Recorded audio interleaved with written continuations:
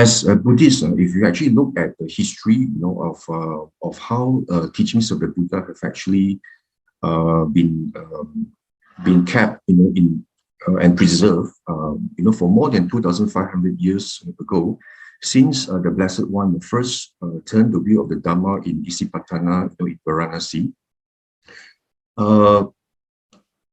I actually, marvel, at how, the teachings of the Buddha, are able to be kept, in such a pristine and complete form, even though it has actually been more than 2,500 years since the Buddha, first turned the wheel of the Dhamma. To me, it is actually quite remarkable, and actually quite, it's actually quite amazing, actually how, the teachings of the Buddha, have actually been able to be kept in such a pristine form for more than 2,500 years, even though such a long time has actually passed. And if you look at, how these teachings have actually been preserved, in the Sutta Nikayas, in the collections, we have all these volumes of suttas that have been kept, despite the long passage of time. We are still very fortunate, we're still able to read, what the Blessed One actually taught in these suttas. For me, it actually is quite marvelous when we actually read, of incidents of how, various individuals, where, somehow, all of perhaps their good karma, they were able to meet the Blessed One. And after listening to what the Buddha actually said, just a few stanzas, they were able to actually penetrate the true Dhamma. Somehow the eye of the Dhamma just arose in them, and so just right on the spot, even though they had no knowledge of Dhamma before, but they had this opportunity, to meet the Buddha. And just by listening to a few stanzas that the Blessed One actually taught, they were able to actually see, and penetrate through the Dhamma, with the arising of the Dhamma eye, and because of that, they became stream enterers, and some, miraculously, they even became arhants, right on the very spot. They actually, they right on the spot, they actually listened to the Buddha just speak only a few stanzas. Like some examples that could come to my mind, like for example, we had Venerable Sariputta, at one point in time, both he and his friend, Venerable Moggallana, they were actually, they were searching for the truth, and in the end, they managed to meet, or rather, Venerable Sariputta managed to meet Venerable Assaji, and just by listening to the few stanzas, he became straight away on the spot, he became a stream enterer. And how about the example, of, say, Yasa, or the leper, Super Buddha, they somehow, by their good fortunes or good karma, they managed to meet the Buddha, and by just listening to the Buddha's gradual teachings, the graduated teachings that the Buddha actually gave them, they were able to see the penetrate to the Dhamma right on the very spot itself. On the spot, they actually listened to the Buddha teach. Right on the very spot, they actually became sotapannas, stream enterers. And of course, the other inspiring account of this in the sutta was actually found in Udana, where we actually had this this wanderer, called Bahia, Bahia, the bark robe wearer. This wanderer, he was actually about spiritual practitioner, and he actually wore 3 barks as robes, and so people call him Bahia, the bark robe wearer. And he actually was under the impression that he was an arahant, and he thought that he was really fully enlightened. But a devata, who was actually a former relative of him, actually out of compassion told him that no, you're not an arahant, you haven't actually practiced the right path, you're not a fully enlightened one yet. But right now, in this world, there's arisen, a blessed one, a fully enlightened one that is living just right in Savatthi, And so because of that, he actually quickly, he embarked on the journey, painstakingly, without stop, day and night. He went to see, rushed through all the way to Savatthi to see the Buddha. And the Buddha, of course, at that time was actually doing, was actually having the Pindapata, was actually collecting food, during that time, and it wasn't actually a suitable time for the Buddha to actually give a discourse. And he actually told him, no, this is not the right time. And this Bahya, actually besieged the Buddha, 3 times, to teach him the teachings, and then at last, this Bahya told the Buddha, can you just please tell me, what is this true essence of the Dhamma? Just in a few few words, just tell me what is it, about this true essence of the Dhamma that will allow me to practice the Dhamma, because he was really so impatient, and he was so overtaken by this urgent desire, to actually learn the Dhamma. And the Buddha, of course, he just repeated, that very true, that very few stanzas, that I'm sure many of you already know, what the Buddha actually told him, where the Buddha says, you should just practice in this way, in seeing, there should just be the seeing, in hearing, there should just be the hearing, in whatever that's being sensed, there should just be whatever that's being sensed. And just by hearing these stanzas, these few short stanzas, the sutta actually says that this Bahya actually became an Arahant, right on the spot, And of course, the sutta actually went to say that this Bahya actually later on was actually being killed, by a cow. Probably the cow actually had an offspring at the time, and the cow was very fierce, and he actually killed Bahya. And later on, when the monks actually asked the Buddha, where is Bahya's destination? Then the Buddha said, oh, Bahya has become an Arahant, and you should build a stupa, and keep his ashes, because someone in your companion in the holy life has actually passed away to Nibbana. So from this account, it is very inspiring if you actually look at it, how Bahya, just by listening to that few stanzas, that the Buddha actually mentioned, a few words, this brief teaching of the Dhamma, that he was actually able to become an Arahant. So sometimes when you read these accounts of all these various individuals who became enlightened, I'm sure many of you, including myself, have actually often asked, what is it that the Buddha actually taught that has actually enabled them to, all these individuals during the time of the Buddha, they were able to become enlightened, not just at the snap of a finger, it's like something miraculous just happened, and something just lighted up in their mind, and they became, they attained various stages of enlightenment, from Sotapadhi, and all the way to Arahant. So it sometimes, we need to ask ourselves, what is this true essence that the Buddha actually has taught, that we should actually must understand, and try, and so that, we can actually practice in such a way, that we are able to also to be able to internalize, and understand this true essence of the Dhamma, such that we, so that we can build, and the right conditions, for us to realize the Dhamma. Because if we do not understand this true essence, and we practice, the non-essence of the Dhamma, then actually, we are actually going off track, right? Because we are not actually practice in the right direction, by following the true essence of the Dhamma. So for me, for many years, ever since I was became, a Buddhist, I've often asked myself, what is it that the Buddha actually taught? All of this, from all the Buddhist discourses that I've heard, from various teachers, what is it that is really the true essence of the Dhamma? I actually often went around asking teachers, and sometimes, there were times when I was told, in order to actually understand and realize this true essence of the Dhamma, I was told that, you should just practice just mindfulness, just be aware. Whenever you hear something, just know hearing.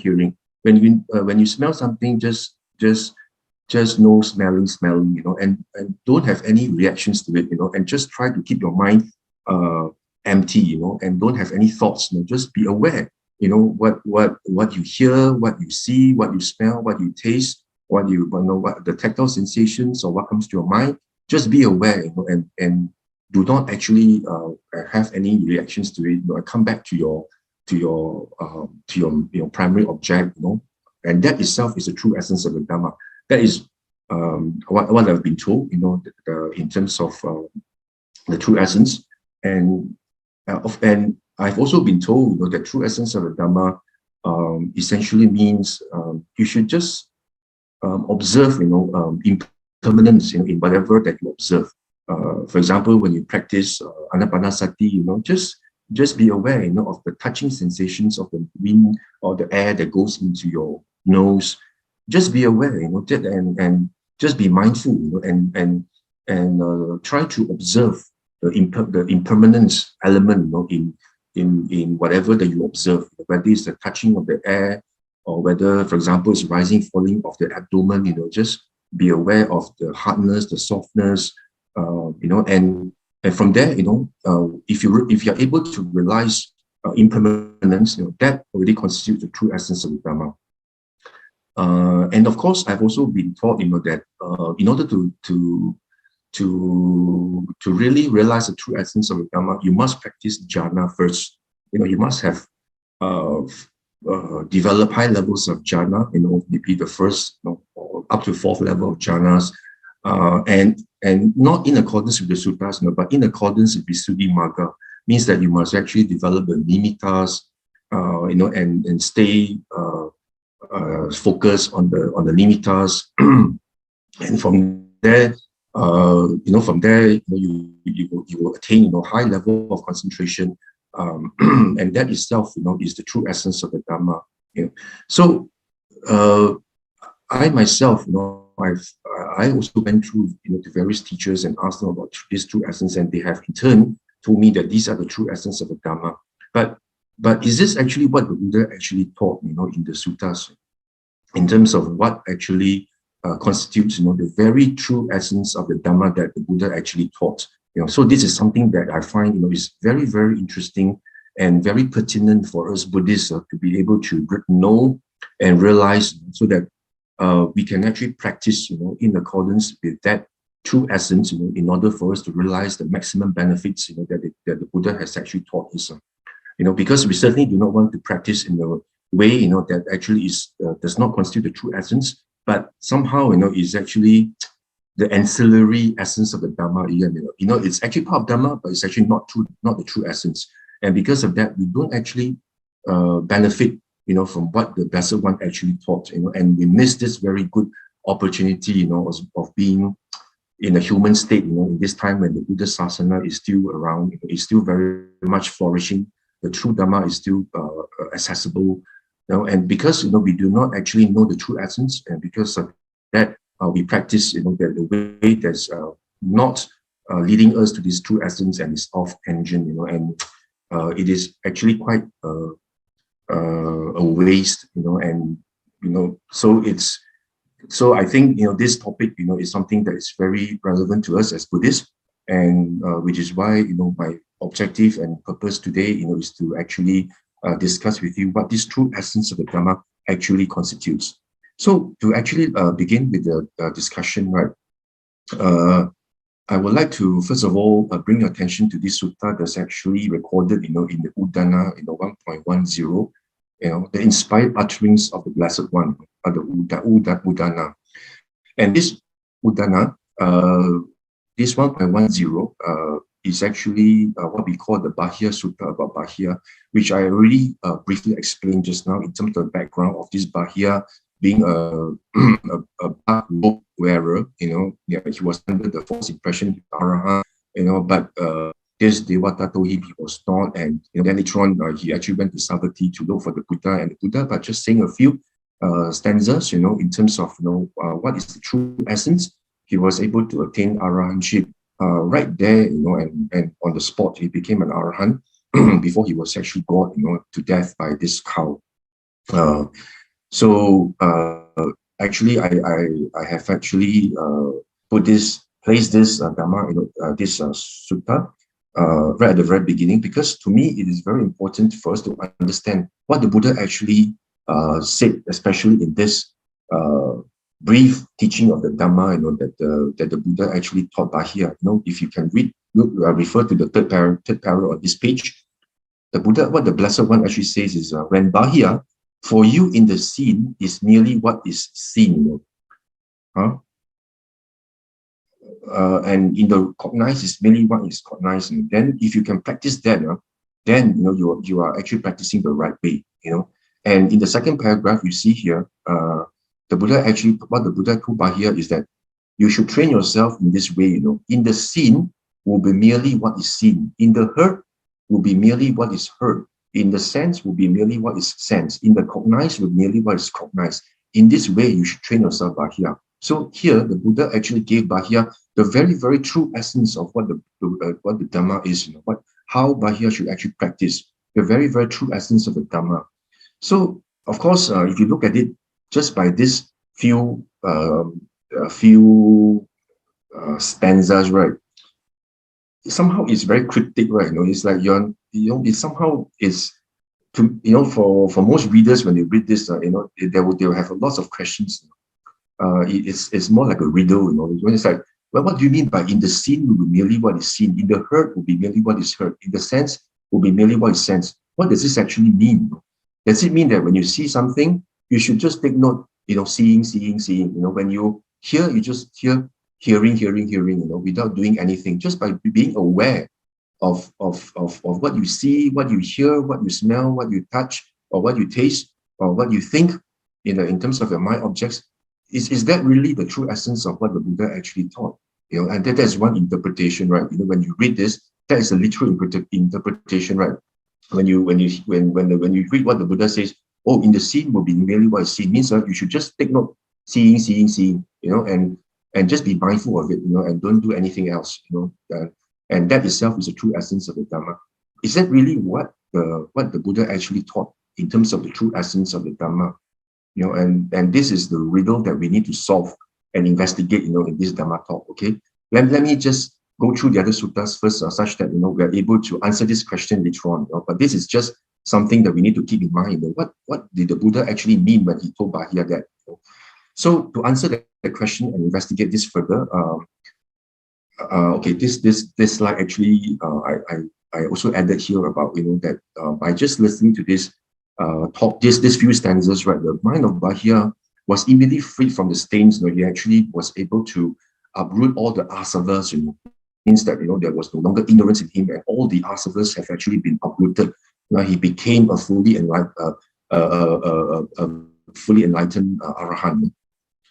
And of course, after that, after the Blessed One departed from the scene, then this Bahia was killed by a cow, with a young calf, and he was attacked and got to death, And of course, the Buddha declared that he was an arahant after that, and asked the monks to build a stupa for this venerable Bahia. So, okay, this slide mainly says that this Bahia of the black cloth has attained final nibbana by just listening to these few stanzas that the Buddha actually taught. So, so going forward now, we need to actually solve this riddle. Exactly what did the Buddha actually teach? That you say when it's seen, it should be just what is seen. When you hear, just know that what is being heard. Does it mean that we just be mindful? Have sati in all that we hear, what we recognize through our sense doors? Is that really what the Blessed One actually taught? So that is the question that we need to ask ourselves. Okay. So to answer those questions, let us put that question aside first, and we will try to actually investigate this on these subsequent suttas that I'm going to be presenting to you. The first one is actually from this Majjhima Nikaya Sutta 11, where is called the Chula Sihanada Sutta, the shorter discourse on the lion's roar. And in this sutta, it's actually recorded that the Blessed One at the time was actually living in Savatthi, in the Chetas Grove in another Pindikas Park. And there was this discussion or conversation between the Buddha and the bhikkhus, and the Buddha actually asked the bhikkhus this question. He said, bhikkhus, the Blessed One actually said this to the bhikkhus, and the Blessed One said, hey, bhikkhus, only here is there a recluse. Only here, in this teaching of the Blessed One, you can find a second recluse, a third recluse, and only here a fourth recluse. The doctrines of others are devoid of recluses. That is how you should rightly roar your lion's roar. So what the Buddha actually tells the monks is that when the monks actually meet other wanderers or other spiritual teachers, and when they are asked, hey, what exactly did your teacher, this master Gautama, what exactly did he teach? Then the Buddha said you should actually roar your lion's roar by actually saying that only in this teaching by the Blessed One, the Tathagata, can you find a first recluse, a second recluse, third recluse, and a fourth recluse. And what exactly does the Buddha say mean when he said this first, second, third, fourth? Essentially, the Buddha is referring to individuals who have attained the respective fruitions and levels of enlightenment. Beginning from beginning from Sotapatti, to Sakadagami, Anagami, and Arahanthood. So the Buddha is actually saying that only those who practice, the teachings taught by him, in accordance with what the Buddha actually taught, can you actually find, these four types of individuals in terms of the levels of fruition and enlightenment. And the Buddha actually went on to actually tell the bhikkhus that, you see, the bhikkhus, there are these four kinds of clinging. What are these four kinds of clinging? So whenever whenever you actually declare and expound the Buddha's teaching to other wanderers, other teachings, right? You should actually you should actually know that. How do you actually distinguish between the Buddha's teaching and others' teaching? Okay, and here the Buddha says that there are four kinds of clinging, attachment. What are these four kinds? There's a clinging to sensual pleasure, okay, which is something that's very, very dominant in the sense spheres of existence. We have this strong tendency to cling to sensual pleasures. Clinging to views. We have differing views, views about eternity. Views about annihilism, that after one passes away, there's nothing anymore. Everything just perishes and extinguishes. There's nothing else, and there's also this view about eternalism, where you live on forever. There's this very core permanent self, in yourself, and it is unchanging, and it's either you actually go up to heaven, and rejoin the gods or the Brahmas, based on this eternal belief, and these are the views, that are being clung to, and there's also clinging to rules and observances. The Sila Bhatta Paramasa, you have these rules and observances that you cling to, and of course the Buddha says that there's the thing clinging to a doctrine of self. This is actually something that's very important. The doctrine of self, actually, there's clung to, and that is the fundamental clinging, that we are all subjected to, because of we are still being in samsara, right? We're still clouded by ignorance.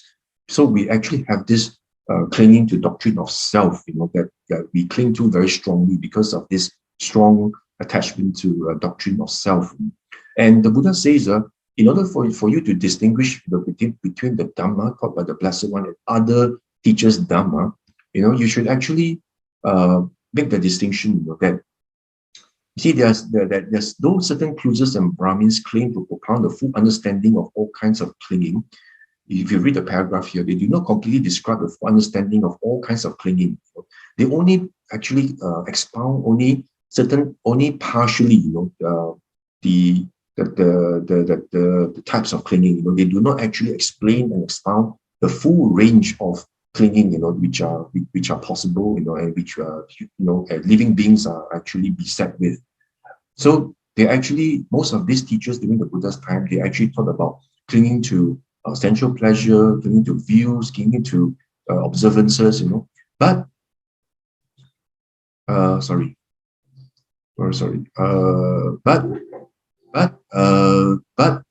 they do not actually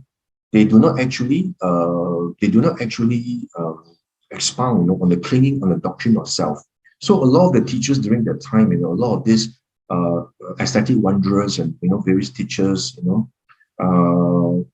at the time, they actually also expounded about clinging. They talk about the various types of clinging, clinging on sensual pleasure, clinging on views, clinging on rules and observances. But there is one thing that actually distinguishes what the Buddha taught, from the other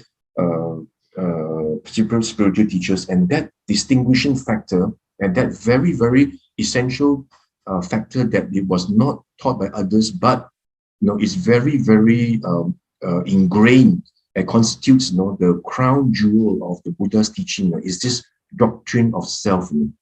And this is what the Buddha told the monks, that if you were to ask, hey, what's the difference between what Master Gautama taught, and all the other teachers, then you should actually roar the lion's roar by saying that this is actually what is different. Other teachers actually talk about the clinging to all these things, about views, about sensual pleasure, about clinging, to rules and observances, but none of them actually talk about the doctrine of self. Only the Blessed One, the Blessed One, our Buddha, actually taught in the doctrine of self. So this is actually one sutta, that is very, very interesting, that we should actually be aware, that this doctrine of self, is actually what the Buddha taught, and it's a crown jewel. If you look at other religions compared to what the Buddha taught, or what the Buddha actually taught, this what the Buddha taught in terms of doctrine of self is something very, very, very, very distinctive, that is actually very unique about the Buddha's teaching, about the doctrine of non-self, that no other religions actually spoke about. In fact, if you look at all the other religions, right, the teachings seem to actually perpetuate the doctrine of self, right? If you think about it carefully, they think about, you shall be faithful, or thou shalt be faithful to me, as your master, your master, your God, your gods, or all the different gods. And you should actually must be faithful to me, and that itself is a prerequisite for you to have an eternal life in the heaven with me. So if you look at this analysis, by this statement itself, right, there are so many me, I, that the presumption is that everything must be permanent and must have a doctrine of self. But the Buddha, is very, very unique, that he doesn't even speak about all these things. What he teaches us is you should practice, such that you can realize that there's actually non-self. This self is actually is actually a perversion, of view and perception. That you actually look at it, you have been mistaken that for so many inconceivable lives through your journey in samsara, you have been tricked to actually for so many lifetimes in samsara, that there's a self, and because of your clinging of self, you keep on churning and churning in this samsara with no end to it. Inconceivable is the beginning, inconceivable is the end. It's really, really something that's actually quite scary, because of what? Because of this doctrine of self. All the woeful plains we go to, is what? Because of self, and all the suffering we have been through is because of self, So the Buddha actually teaches, instead of saying about all this self, he actually talks about non-self. There's actually nothing substantial, whatever there's actually being conditionally arisen, and it is due to causes and conditions, and it's actually constructed. All these are constructions, fabrications, and we have been tricked because of that. So we find that this doctrine of non-self, or what we call anatta, is actually something that's actually very, very central. Is the pivot of the Buddha's teaching. It's the crown jewel of the Buddha's teaching. And if you look at this Samyutta Nikaya 22.5 again, this is another sutta which I also have placed here. Here the Buddha again told the monks, in Isipatana in Varanasi. He said, and he actually told the monks about the 5 aggregates in this sutta: the form, the feelings, the perceptions, the volitional formations, and consciousness. All these are non-self. And again, see, the Buddha actually again and again in the various suttas, the Buddha actually spoke about non-self. So we find that non-self is something that's actually the Buddha actually highly emphasized in all the teachings to the monks, the Buddha actually highlighted about non-self. And the other one I mentioned also put here is also is Samyutta Nikaya 22.1, and this is a conversation between the Blessed One and this layman by the name of Nakula Pita. Nakula Pita, was actually a very devout Buddhist. He actually, was very devout, and revered the Buddha very deeply, And at that time, the Buddha was actually living in this crocodile haunt in the Besakala Deer Park. And there was this conversation, that actually transpired between them. The Buddha actually told Nakula Pita that, that this is how you should train yourself. Even though I may be afflicted in body, my mind will be unafflicted. I'm sure you have heard, a lot of Dhamma teachers actually speak, or Dhamma speakers actually speak on this, that even though my body may be afflicted, my mind will be unafflicted. Actually, what does the Buddha actually mean by that? What is the meaning of this? So if you read right, the Buddha actually explained here. He says here there is a case where a well-instructed disciple of the noble ones, he has a high regard for noble ones and well-versed in the Dhamma, and these well-instructed noble disciples of the noble ones, he does not assume form to be the self, all the self as possessing form. All form is as in the self, or self as in the form. So the Buddha again tells Nakula Pita that this noble disciple of this well-instructed of the noble ones, this noble disciple of the Buddha, right? He actually understands, that there is actually no self, in these five aggregates. That's why, whenever the noble disciple is afflicted in the body, his mind is not afflicted. And they're able to actually keep a very stable mind, and they do not actually suffer, or have loba dosa moha, on account of this pain in the body. Because of what? Because they have actually realized, that the five aggregates, as actually not having a self. There's nothing substantive in a self. It's all conditionally arisen and constructed, and because of that, they don't feel any aversion in the mind, even though the body, is actually in pain. So again, the Buddha talks about non-self. Here we see the Buddha talks about the feelings, perceptions, all the other five aggregates. So this householder is how one is afflicted in body, but unafflicted in mind. Again, the Buddha actually highlights in order for you to practice to be unafflicted in mind, you must contemplate the five aggregates as non-self. Okay. And of course, in my previous talk, I've actually explained in quite detail, how we should practice towards that direction to realize non-self. Basically, the previous talks I've actually explained in quite great length. You may refer to that to look at to understand how the practice should be. So again, in Anguttara Nikaya 7.46.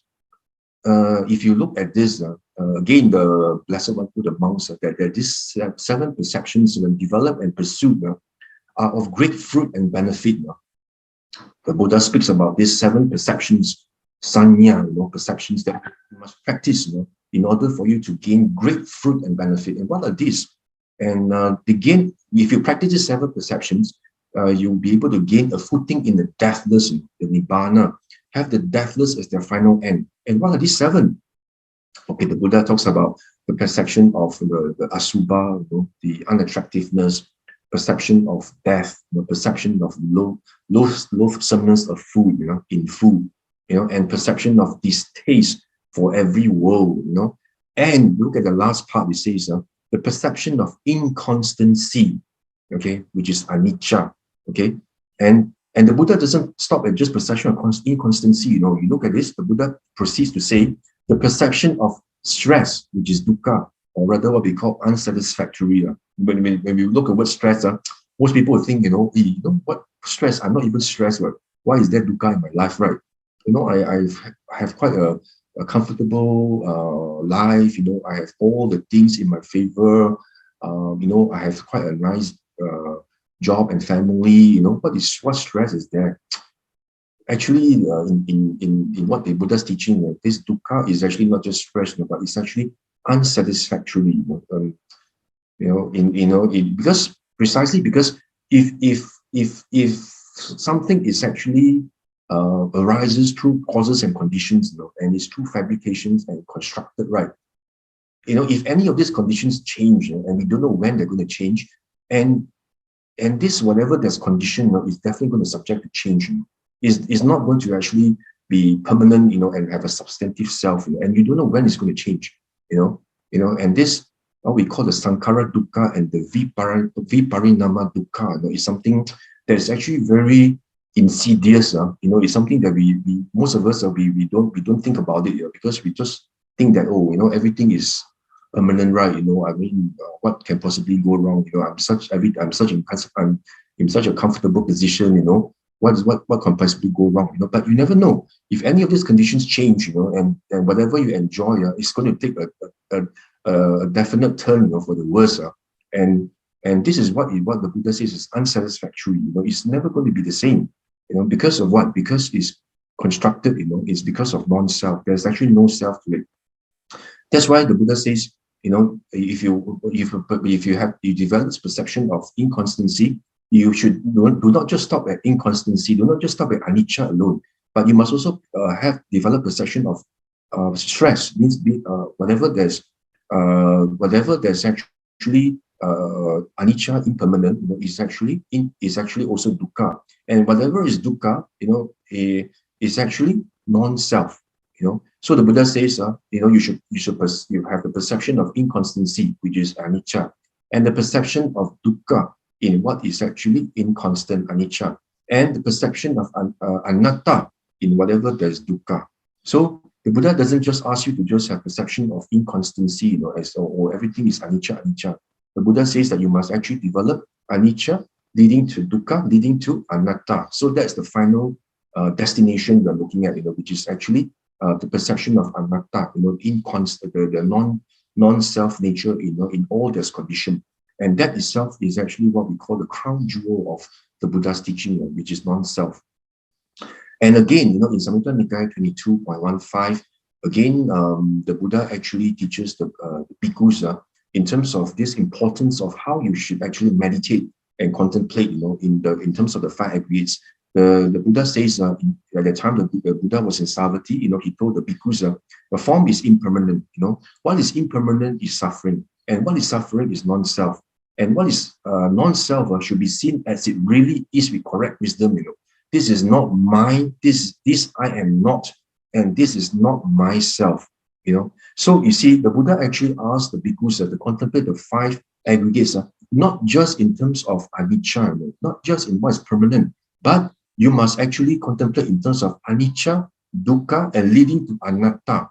And that's only how, what is Buddha says, by seeing as it really is.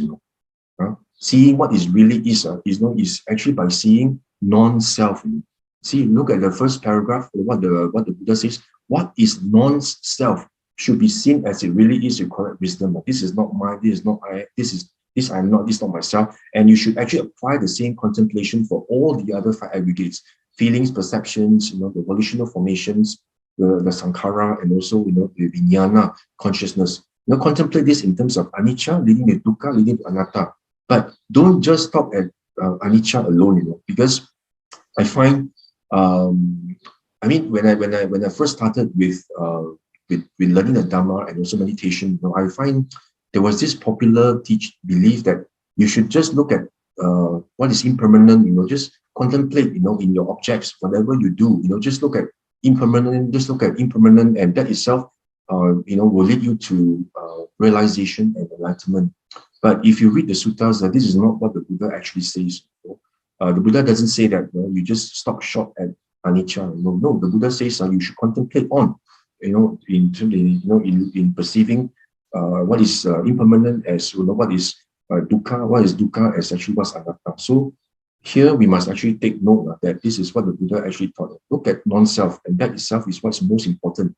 And again, in this sutta, in SN 22.16, the Buddha again highlights, about this, the five aggregates, about, what is, anicca, dukkha, anatta, and the Buddha doesn't actually just talk about just contemplate, anicca, and that itself is sufficient. This is something that is actually not found in the suttas. The Buddha actually talks about contemplate in terms of anicca, dukkha, and what is most important, you must realize anatta. Okay. Okay, and in this sutta, of course, the Buddha talks in 22.17, Samyutta Nikaya. The Buddha says, if you can see, that the five aggregates, if you can actually be able to penetrate and see these five aggregates as non-self, take a look at the highlighted words in non-self, then he understands there's no more for this state of being. Okay, so we can see how this non-self is actually something that's actually very central in the Buddha's teaching.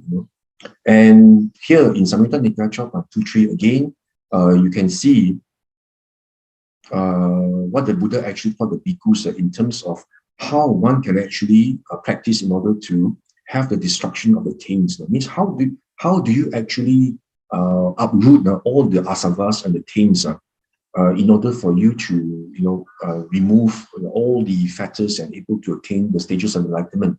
The Buddha says the destruction of the taints is actually for one who knows and sees, and not for one who does not know and does not see.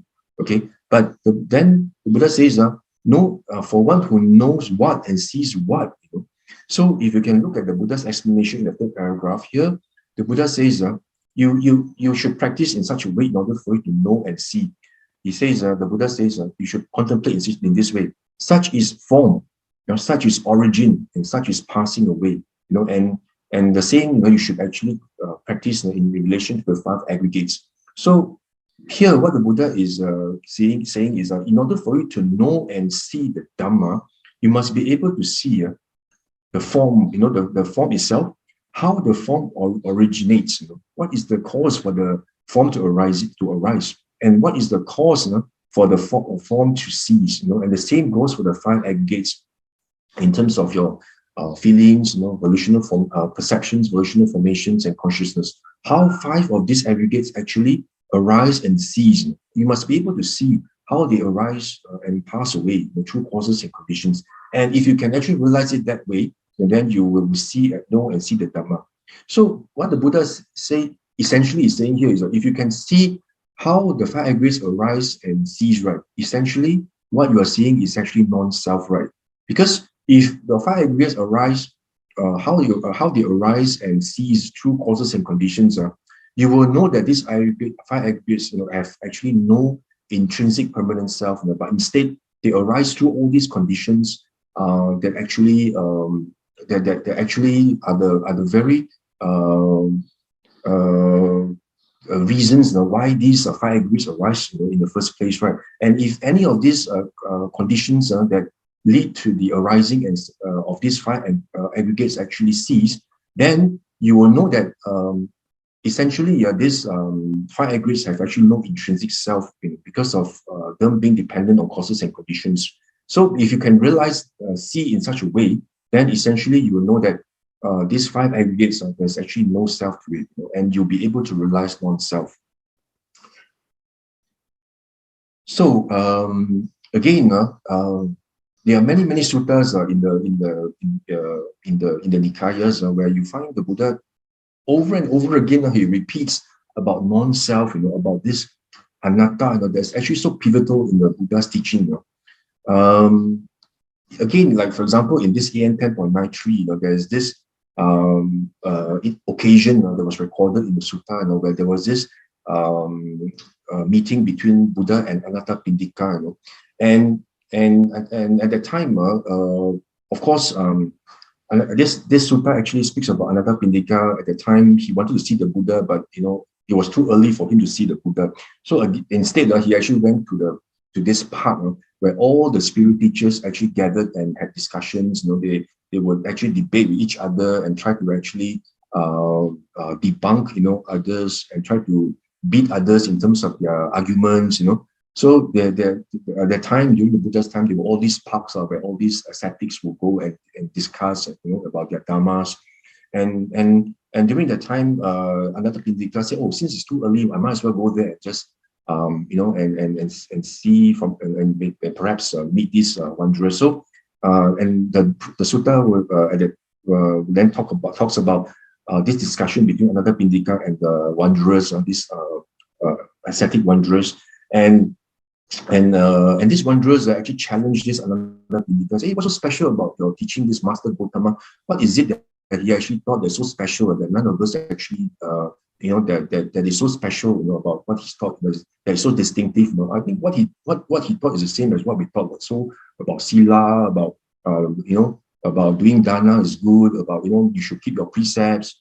We also teach that about. So what's so special about what Master Gautama actually thought, right? There's nothing special, right? You might as well become my follower because what he thought is nothing out of the ordinary. So this Anatta Pindika actually straightened corrected them on the spot. He says, Venerable Sirs, the Bantes, these are referring to the external ascetics. He said, what is so special about the Buddha's teaching is whatever has been brought into being, is actually what we call, the condition. What is condition? What is being fabricated and what is actually constructed? Is dependent, constructed and willed, and it is dependently originated. That is inconstant. That is inconstant. And whatever is inconstant is dukkha, and whatever is dukkha is actually not me, not I, and not myself, and non-self. Having seen this well with right discernment as it actually is present, I also discern the high escape from it as it actually is present. So the Buddha says this Anatta Pindika actually, rebutted this as external aesthetics and corrected them on the spot. No, what the Buddha taught is actually very, very different from your. It's not just about all this mundane doing good, dana and sila, but the Buddha actually taught something that's very, very distinctive. The crown jewel of the Dhamma that is actually saying that whatever there's conditioned, sankata, what is conditioned, that's brought about by causes and conditions, and is actually dependent or originated, is actually inconstant, is anicca. And whatever is anicca is dukkha. And whatever is dukkha is actually non-self. And what this Anatta Pindika is saying that actually he has actually seen this as seen this Dhamma himself, and because of this Anatta Pindika was actually already a stream enterer. He was really a Sotapanna because he was able to see this this very essence of what the Buddha actually taught, which is really something that's so special about what the Buddha taught, the true essence of the Dhamma. And here in SN 22.99, again, the Buddha says that the reason why we actually go round and round in samsara just like a dog running around on the leash. If the dog is tied on the leash because of this ignorance and craving, and creating karma, right? We are tied we are like a dog being tied on the leash, and we are actually running endlessly around and circling a post, a very firm post and stake, and and we keep on running around like a dog. The Buddha is saying that this is actually like us actually being we are actually being mired in samsara, just like this dog. We are just running around, and churning around in this samsara endlessly, running like a dog on a leash. Why? Because we actually have been tricked, and we are under this delusion of this thick ignorance that there is a self in the five aggregates, that there is we assume there's form to be self, feeling to be self, perception to be self, the sankhara to be self, and then the vijnana, our consciousness, also have self, and this self, we believe that it's actually something permanent in us. There's a soul and permanent in us that will actually follow us from life to life. And because of this, we are very, very attached to our five aggregates. Whatever that we want, we follow our whims and fancies. We keep on craving. We want this, we want that, or we don't like this, we don't like that. We actually become very averse or attached to it, and we create lots and lots of kusala and akusala karma. Because of all this wrong perception, this thick clouds of ignorance that are actually covering us and tricking us, in such that we are actually like chained to samsara. We cannot extricate ourselves from this samsara because we keep on believing that there is this self. We're not able to get ourselves, out of this delusion. That's why we keep on running and running around like a dog. And so we find that this non-self is something that's very, very important, to us. That it's the Buddha has taught this non-self throughout the whole suttas. That if you flip through the suttas, you will find that everything the Buddha actually teaches actually converges towards this non-self that we must realize. And in this Anguttara Nikaya 9.1, that the Buddha actually taught the monks in this Jeta's growth in Savatthi. He says that if wanderers who are members of other sects should ask you, what friends are the prerequisites for development of the wings to self-awakening? So how should you answer them? What are the prerequisites for development? Okay, here we read carefully what the Buddha says. Here the Buddha says that this is a case where a monk has admirable friends, companions, and comrades. Means, of course, you must have good spiritual friends. Okay, your spiritual companions who are able to guide you and encourage you. Then secondly, the monk must be virtuous. He must be restrained in accordance with the patimokkha, and follow the Vinaya very assiduously, and of course, then thirdly, he gets to hear and will easily without difficulty, talks which are actually truly sobering and conducive to open of awareness. Then the Buddha says it keeps his persistence around the banning of unskillful mental qualities and develops skillful mental qualities. And then the fifth one you see here is very interesting. He says that the Buddha says this monk should practice. He's actually discerning. Means he actually observes very carefully, and he's endowed with the discernment of arising and passing away. Means he's able to see rising and passing away, rising and passing away. But the Buddha never stops at just point number 5. Means that the Buddha doesn't say that just by practicing looking at arising and passing away, then you are actually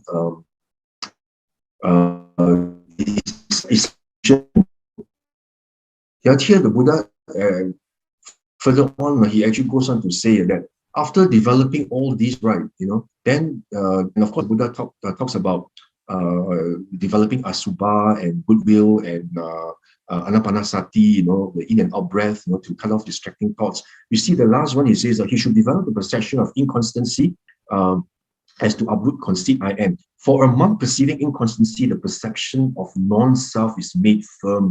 So here we must read this very carefully. The Buddha doesn't just stop at, you should just practice observing, arising and passing away, rising and passing away, and that itself is sufficient for you to actually gain enlightenment and to uproot all the fetters and pains.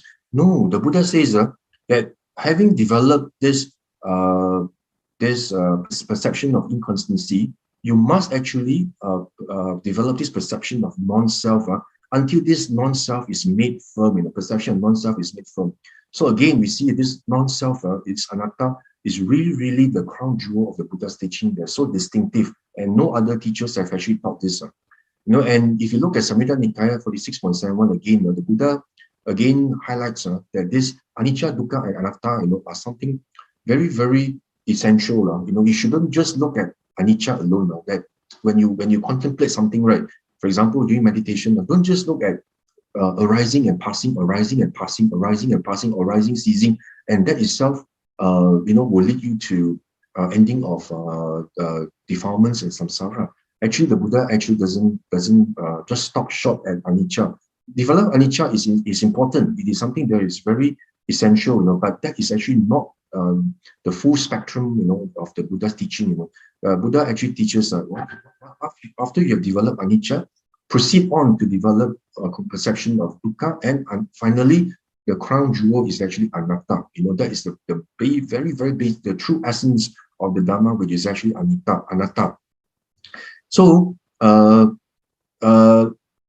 terms of how we should actually cultivate ourselves, I think I've really developed practice. I've already explained in quite detail, in my previous talks, in terms of how you should actually practice in order for you to develop this perception of non-self, which is a true essence. And of course, some interesting suttas that I just highlighted here is, for example, Samyutta Nikaya 22.122, where this Venerable Sariputta actually told this Venerable Mahakotita, that if one really aspires to be a stream enterer, a sotapanna, it is possible, that if this monk or a lay person, if he actually contemplates the five aggregates in terms of anicca, dukkha, anatta, it is possible, that he'll realize the fruit of stream entry. Again, look at what Venerable Sariputta says. He doesn't just stop at anicca. He says, look at the last paragraph, the last line. He says, as inconstant, which is anicca, dukkha, and not self, which is anatta. So we find that this anatta, is actually something that we must realize in whatever that, if you are striving to attain any levels of enlightenment, you must be able to see and penetrate this anatta, this what they, in order for you to penetrate the Dhamma, the Dhamma abhisamanya, you must be able to see through, this non-self. That is actually something that's very pivotal, important. Again, in Samyutta Nikaya 22.49,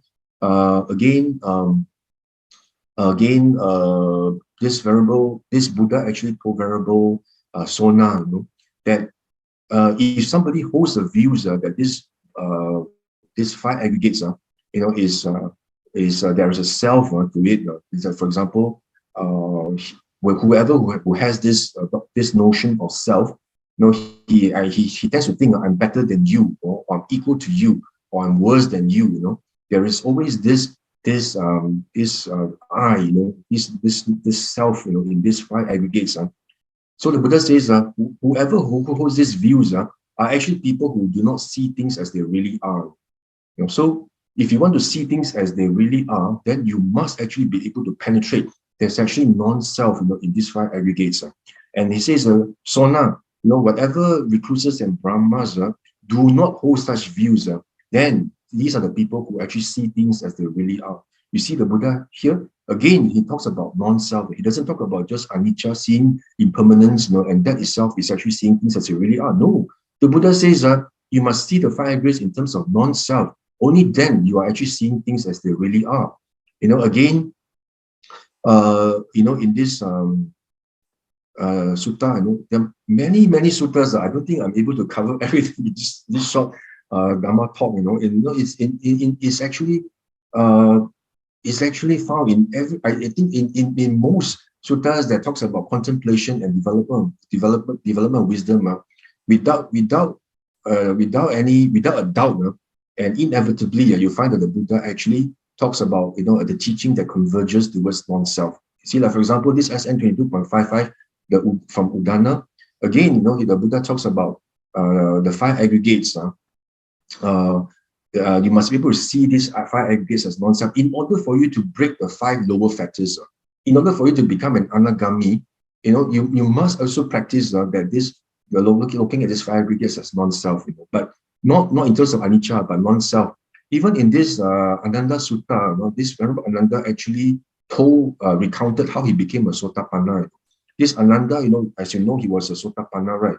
When the Buddha passed away into Nibbana, he was still a stream enterer. That's why he was very distraught and very sad, and he cried and he sobbed, right? He wept because at the time he was just a sotapanna.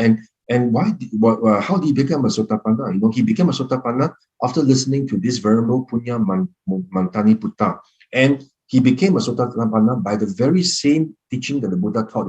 Contemplating the five aggregates in terms of anicca, dukkha, and anatta. You must actually also be able to penetrate the non-self in the five aggregates. So, and the Buddha's, this Venerable Ananda says, when I had heard this Dhamma explanation from Venerable Punya Mantani Putta, I broke through to the Dhamma. Means he's penetrated the Dhamma and he actually became a stream enterer. So as you can see here, again, in many of these suttas, the Buddha actually talks about five aggregates and how you must actually contemplate in order for you to actually realize non-self. Is the very as core teachings of the Buddha, that you must actually be able to realize in order for you to even attain become a sotapanna. You must be able to see that, because if you don't see this non-self, you are not able to realize the Four Noble Truths, and you're not able to see the Dhamma. You're not able to even catch the glimpse of Nibbana. How else can you actually, be able to get out of this samsara? Because if you just keep on practicing, you just practice, for example, just looking at, impermanent, arising, past, arising, ceasing, then, you do not actually realize the very true essence of the Dharma, which is non-self. And because of that, I just want to highlight to you what the Buddha actually speaks of in this 4.41, which I've always highlighted over and over again about the 4 developments of the concentration. Here you can see that the Buddha says, if you just observe rising and falling, as which is for the perception of impermanence, then the Buddha says that you are just practicing, in developing and pursuing mindfulness and alertness, which is actually sampajanya. You're just actually sharpening your mindfulness, but you are not actually practicing to actually end the asavas, or the taints, or the taints, and the affluence. The Buddha says that if you want to actually practice to end the affluence, you must be able to see the 5 aggregates, how they originate and how they pass away. So if you can understand how they arise and pass away, then you will be able to realize that basically there's actually no self to it. Everything is conditionally arisen. There's actually no permanent self, and because of that, you're able to realize non-self.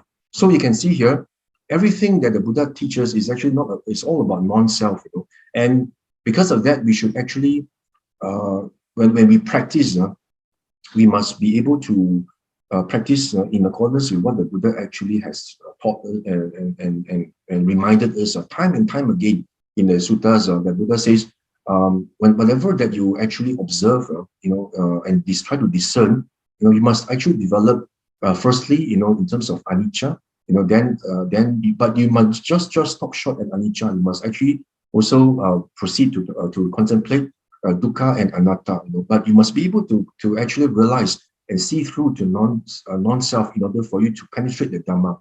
So that's why if you actually look at what the Buddha says, one who sees dependent origination sees the Dhamma, and one who sees the Dhamma sees dependent origination. So if you can see what the Buddha actually taught in terms in by that statement itself, you can see how important non-self is, right? Because for one who sees dependent origination means you're able to see how conditioned things arise through causes and conditions, and because of that, they are non-self, right? And if you're able to see non-self, then you see the Dhamma. If you don't see non-self, and you just look at anicca alone, then you are not penetrating the Dhamma. But you are just sharpening your mindfulness, as what we can see from 4.41. That's why when we meditate, we are like I highlighted to you before. We must always keep this in mind. When we actually meditate, of course, we keep our attention on the 6 sense doors, and when to actually develop samatha, to get the tranquility of mind. Of course, we start by observing the sense objects, the objects. For example, you try to be aware of what you hear, what you see, what you smell, what you taste. All the 6 sense doors. You try to be aware of them, and try to develop this samadhi, whether it's static samadhi or dynamic samadhi, depending whether you are, in a retreat sitting down, or whether you are actually in daily life. Your sense doors are actually activated and open, and you try to maintain your sati, in all the 6 sense doors. Of course, you try to observe the sense objects first, but that is just the beginning. But once you develop, the serenity of mind, where your thoughts, discursive thoughts are becoming less, then you should withdraw your mind, from these objects, and observe your subject, the subject which is your mind, how your mind reacts to all these sense objects, and then from there, for example, if there's lobha, dosa, moha, the citta nupassana, under the 4 foundations of mindfulness, if there's anything that arises in your mind, watch your mind. If there's any defilement in it, see, how actually it arises, and how is condition arisen through causes and conditions. How, for example, if you have any anger, in you, or displeasure, how that's related. It arises because of what? Because of certain faults that arise in you, and or sankhara, and because of this, why does this sankhara arise? Oh, because of something unpleasant, because of you hear something unpleasant said about you, and And that unpleasant feeling, how does it arise? Oh, it's because of it's because of a contact. And how does a contact arise? Oh, because of confluence of this consciousness, and the sense objects which come together. What you hear, from someone, the ear consciousness and the sound and the ear. So you see, by this having this contemplation, you know that this anger itself is actually something conditioned, arisen, and because of that, you actually realize, by doing this, you actually contemplate the five aggregates through the six sense doors, and through regular practice, that when you're able to actually internalize and you're able to see non-self, in all your five aggregates, by actually watching your mind. Just by watching your mind alone, is something that's actually very beneficial. So, as I say in this slide, you should not just focus on objects and see rising and falling, rising and falling. You're not able to see, the true non-self nature. I always actually highlight, for example, when you see a lightning in the sky, right? You see lightning is there, then it disappears. You see, rising and falling, rising and ceasing. But can you actually tell, what causes or conditions that actually cause the lightning to come about? You're not able to see, it is in the external object. But if you actually watch your mind and able to see how the mind reacts, then you're able to actually see anicca, dukkha, anatta, in all this that you experience. That's why in SN 35.152, the Buddha in this Attinukko Pariyayo Sutta, the Buddha says, if you're able to just watch your mind, whether there is lobha, dosa, moha in you, and able to contemplate how it's actually non-self, then it is very possible you can even attain arahant right here and right now. So the Buddha, what I just described in terms of watching the mind, in terms of how it reacts, and to see the five aggregates in being non-self, the Buddha actually describes this in this this Anguttara Nikaya under the Book of Ones. The Buddha says if you practice this Kaya Gata Sati, which is actually watching your mind and how the mind reacts to the external sense objects, these leads to the attainment of knowledge and vision, and also the fruits of liberation. It means you're able to even attain all the four stages of enlightenment just by practicing this Kaya Gata Sati. So you just imagine how important it is.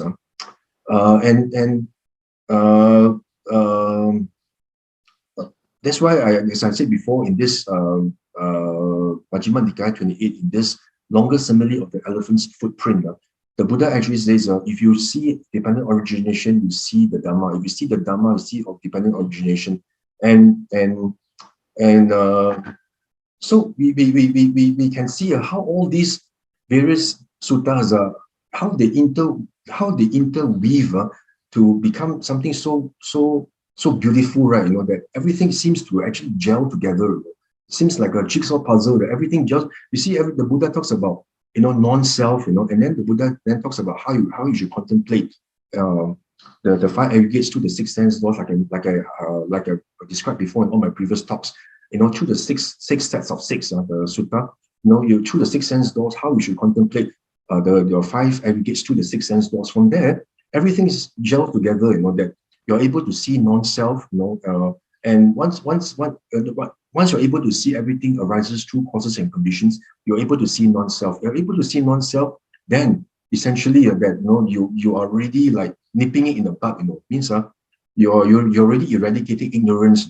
And because of that, you're able to see the Dhamma. That is actually that is actually everything arises through causes and conditions. Just like what Venerable Dandaka taught the Bhikkhunis, right? That, for example, the flame, if everything is dependent on the oil lamp, how can it be something permanent, right? Everything is through causes and conditions. And because of that, you're able to realize that basically there's actually nothing permanent that we should cling on to. Everything is just a trick, like a magician's trick, that we are being tricked into believing that there's a self, because we do not see the four noble truth. We always believe there's a self, but once you're able to see the non-self, you're able to see the four noble truth, and you're able to have a glimpse of Nibbana, because from there you're able to see how Nibbana is like, when there's actually no clinging to this self, that you're able to see basically that's the way out, into liberation. So, as in conclusion, what I'm trying to say here is, in my talk today, I'm just trying to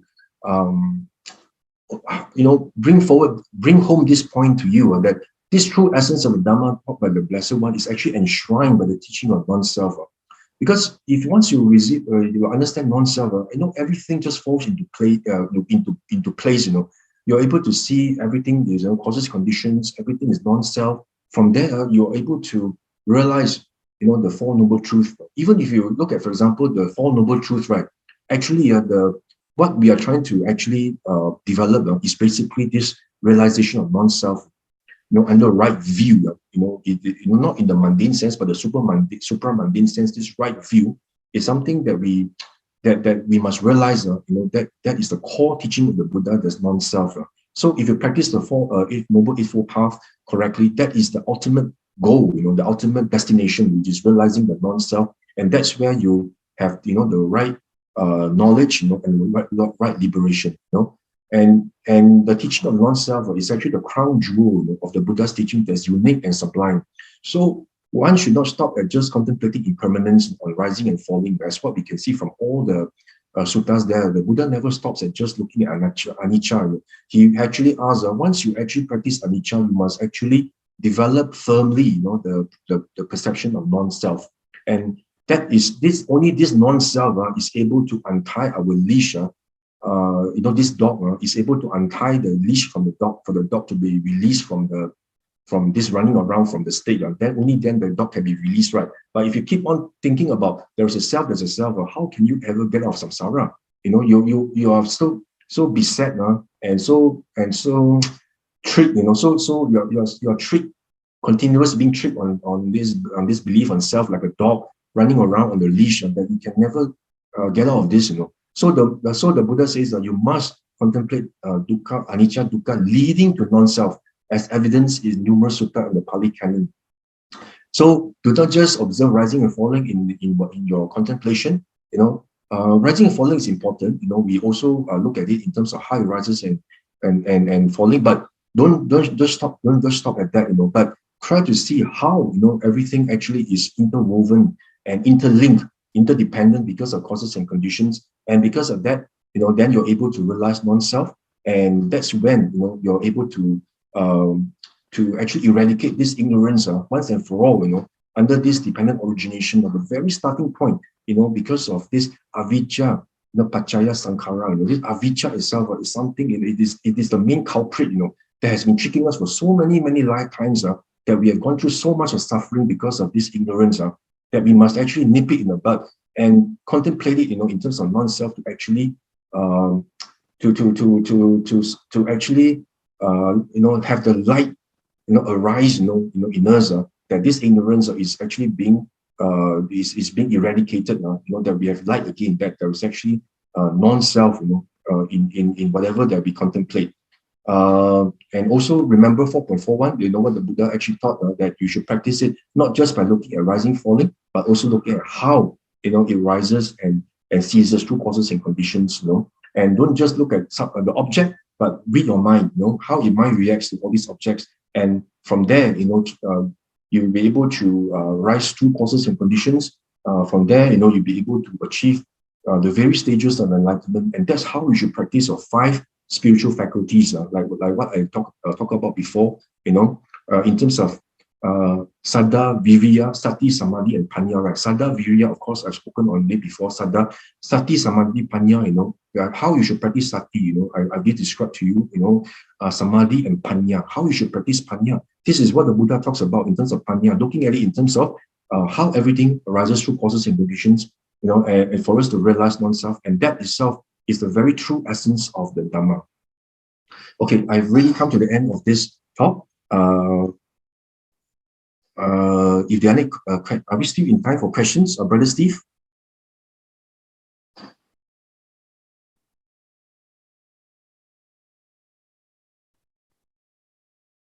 Brother Steve?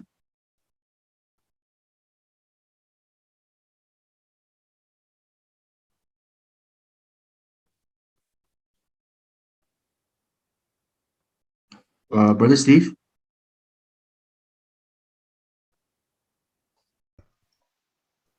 Sorry. Cannot Sorry. Yeah, sorry. So can you hear me? Yeah. Sorry, just But that one. I've actually run. No, Too much I think it's information fine. by the time you wanted. If there may be some questions there. Sure. Okay. There's one question that came through, Mm. and let me have a look at it very briefly. Um, okay, Brother Lou, the Visuddhi, I think it's the Visuddhi Magga, not Visuddhi Gama. The Visuddhi Magga is a commentary text. It's not part of any sutta. Why do you say we need to practice concentration jhana as described in the Visuddhi Magga as opposed to practicing samadhi? Please explain. Thank you. Yeah. Sorry, could you repeat the question? Yes, the Visuddhi Magga is a Mm-hmm. commentary text. Yes. It's not part of any sutta. Why do Yes. you say that we need to practice concentration or jhana as described in the Visuddhi Magga as opposed to practicing the, samadhi? Please explain. Thank you. It's a bit lengthy though. Yeah. Um, did I actually say that we must practice jhana in accordance with the Visuddhi Magga? I do not quite remember saying that. I All I remember, perhaps I said that during the beginning of the talk, where I actually explained, in my search for the truth of the Buddha's teaching, I was actually informed, that one of the teachings that I was told is that yeah you must develop high levels of jhana as a prerequisite, for wisdom to be developed. yeah And in that particular school of Buddhism, they practice jhana in accordance with Visuddhi Magga. yeah Means that you must develop the nimitta, by focusing on the tip of the nose. yeah Until the nimitta becomes, very clear and dominant, and you enter into that nimitta, and be absorbed into the nimitta, yeah and as the condition to develop sure jhana. yeah Uh, that's why I said that teaching of development of jhana in the Visuddhi Magga is uh, is uh, is completely different from what the Buddha has described, in the suttas in terms of developing the jhana. So if you read the suttas, the Buddha never spoke about developing jhanas based on nimittas, and being absorbed into nimittas. The Buddha actually describes the jhanas. Of course, the Buddha doesn't talk about the object of developing jhanas in the suttas. But the Buddha actually says that once you develop the jhana, uh, uh, any of the jhanas can be the basis of attaining arahantship. If you are able to contemplate the jhanas in terms of how the jhana is conditionally arisen and fabricated, sure then you'll be able to develop the different stages of enlightenment. I think that's what I actually highlighted. So because developing any of the four jhanas, it can be either first, second, third, or all fourth. Actually is actually under right samadhi, under the Noble Eightfold Path, and that is required, for anyone to be able to attain the fruitions of enlightenment. So so that's why I find that what I gather from the other teachers, before I read the suttas in detail, I seem to be. It seems to me that many teachers actually have different notions about the true essence of the Dhamma. Some say you must just look at anicca, and some say you must just look at seeing, hearing, don't react to it, and come back to your primary object. And that itself, is actually a true essence of what the Buddha taught, and try to develop anicca, that's all. And some say, you must develop jhanas, and use the Visuddhi Magga as your basis. But of course, all these are not quite consistent with what the Buddha taught in the suttas.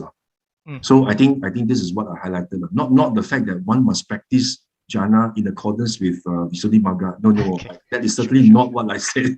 Yes. Okay. In fact, one should develop jhanas, based on what the Buddha taught in the suttas. Yeah, sure. I hope the listener will be okay with the question. Yep. I think that's another question. Is from Brother Chiam. Any difference between non-self and not self in the translation of anatta? Any difference between non-self and not self? Or could it be said that non-self and not self basically means the same thing? That's what it means. If you read the suttas, I think the translation that has been ascribed to this anatta, Sure. it is usually described as non-self. Non-self. Okay. Non-self, as in the fact that the Buddha is trying to highlight that there's actually nothing substantive and nothing permanent. Okay. Nothing that's actually nothing that's actually nothing that's actually of core substance that will subsist by itself, without any conditions required. Yeah. So the Buddha is actually trying to ascribe that, that this basically is non-self, But I think for you to say that there's actually not self, usually the Buddha doesn't say that because it will cause confusion to the readers, when the Buddha, if the Buddha says that there's not self, I think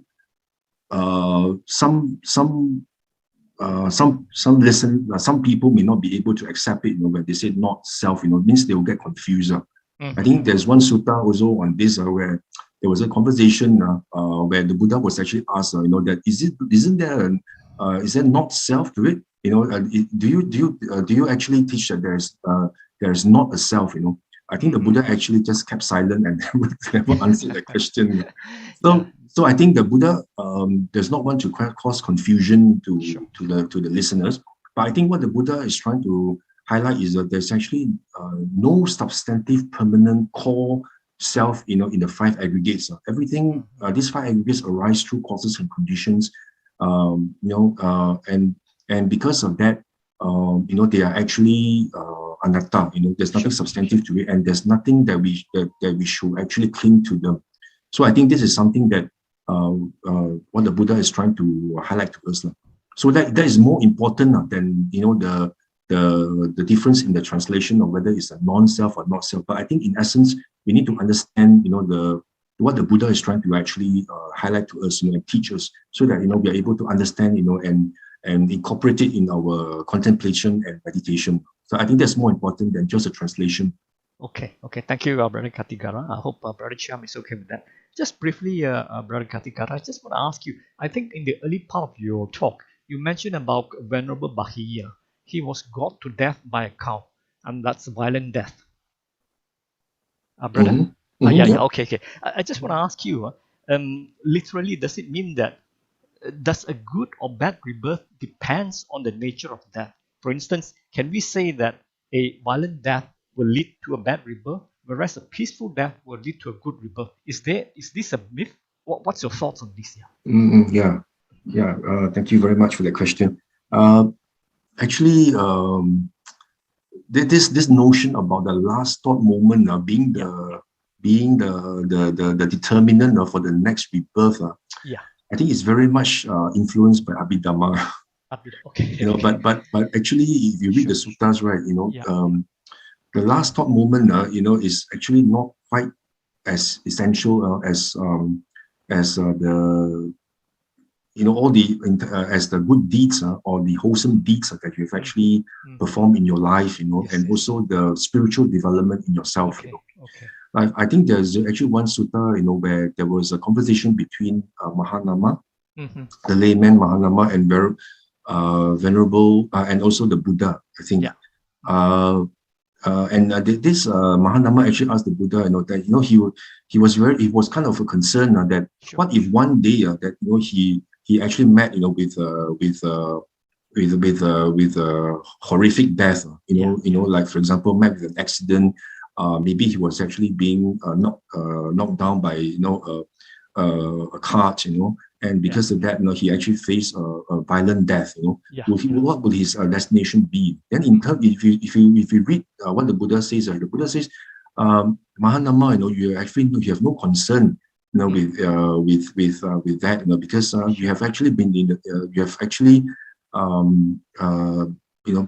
you have actually realized, and you have been in the Dhamma for so long, that that even if that were to happen, you will actually, your destination, will not be a bad one. Okay. So as we can see here, actually, what's more important is in terms of all the wholesome deeds that we have done in our lives, and as well as our spiritual development, rather than the very last stop moment itself. Okay. So if you have been practicing the Dhamma well, and you've been and you have been doing wholesome deeds, and minimize unwholesome deeds. Of course, you shouldn't do any of the 10 ducharitas, the 10 unwholesome actions that the Buddha speak of, that will create the potential for it to be born in the apaya realms, in the woeful realms. As long as you don't do any of these 10, and you continue to actually do wholesome deeds and practice spiritually, so even if you were to meet with a violent death, where there's intense suffering at the deathbed, just before death, the destination will still be a favorable one, notwithstanding. Okay, thank you very much. And briefly, one last question that came through the email. Apart from Tilakkhana, which is the 3 marks of existence you mentioned, can I summarize the essence of the Dharma is just the 4 Noble Truths and Noble Eightfold Path? Yes, essentially the 4 Noble Truths would essentially be the pivotal and the core teachings of the Buddha. And of course the Noble Eightfold Path, if you look at it, in terms of the 4 Noble Truths itself, the 4th Noble Truth itself is basically the Noble Eightfold Path. That's the way leading to the end of suffering. That's correct. So in order for us to practice the Noble Eightfold Path, what is actually the aim of what is the ultimate destination if you practice the Noble Eightfold Path, which what the Buddha described in the sutta is that you'll be able to realize non-self, which is anatta, in the 5 aggregates, as well as and as well as in all the conditioned phenomena, So so if you look at it, once you have this penetrate this non-self, essentially you'll be able to see the noble eightfold. You'll be able to see the four noble truths. Okay. And because of that, you're able to have a glimpse of nibbana, and you're able to see 4 noble truths. Sure. So basically, this very true essence of what the Buddha taught is essentially non-self. Okay. And with this, you'll be able to see 4 noble truths. Okay. So the how well you're able to see the 4 noble truths also depends on your level of attainment. For example, a Sotapanna, of course, he's able to see this non-self, but he is only able to eradicate the view of a self only, but not not basically eradicating the factor of self. Okay. So he's able to see the 4 noble truths, just like having a glimpse of the nibbana itself, but not really truly seeing the 4 noble truths in totality. Yeah. So I would say that the true essence is basically the core teaching is non-self. But once you penetrate non-self, then you'll be able to see the 4 noble truths, and from there you'll be able to uproot all the factors.